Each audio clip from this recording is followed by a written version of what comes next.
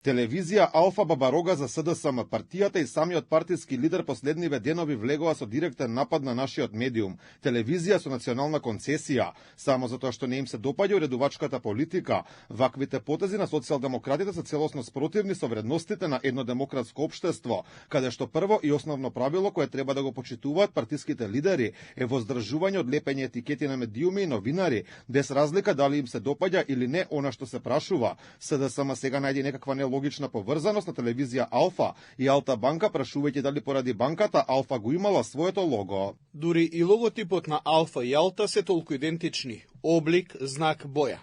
Дали затоа Алфа ТВ го смени логото, бојата и изгледот? Случајно? Сега се е кристално јасно. Ваквата реакција на социјалдемократите покажува и основно непознавање на фактичката состојба. Телевизијата која со емитување започна на 3 јуни 2008 година, своето лого го промени на стартот на октомври 2019, додека Алта Банка е формирана на крајот на март 2020, односно после повеќе од 5 месеци од ребрендирањето на Алфа. И покрај јасните факти кои покажуваат дека нема никаква поврзаност, СДСМ денеска преку соопштенија реши да поставува прашања до нашиот медиум, а едно од нив повторно поврзано со приватна банка. И на крај ве молиме за коментар. Зошто вашиот логотип, односно знакот на телевизијата, ги има истите графички елементи како Алта Банка? Но директните напади кон Алфа не доаѓаат само од партиските соопштенија, туку и од устата на Филипче. Наместо да одговори дали е точно дека тој Заев преку притисоци и ургенции во обвинителството сакале да ја преземат болницата Жан Митрев, тој не нападна дека шириме лажни вести и обвини за дефокус.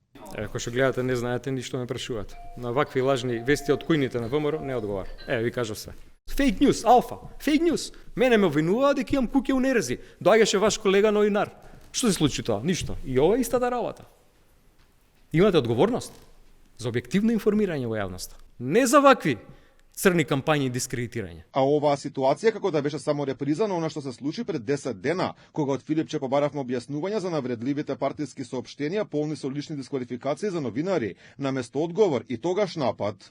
Престанете ве молам со фейк ньюс и со дефокусот, престанете. Очигледно Филипче има менторот кој учи однос кон медиумите, бидејќи слични напади кон Алфа пристигнуваа и од поранешниот премиер и лидер на СДСМ Зоран Заев. На пресконференција пред повеќе од 5 години откри работи кои според закон не смее да ги знае, дека финансовата полиција водела истрага против Алфа. Фатиме ли поканата на Алфа телевизија? Не ја прифаќаме поканата. Не ја прифаќаме на Алфа телевизија. Ке видите зошто.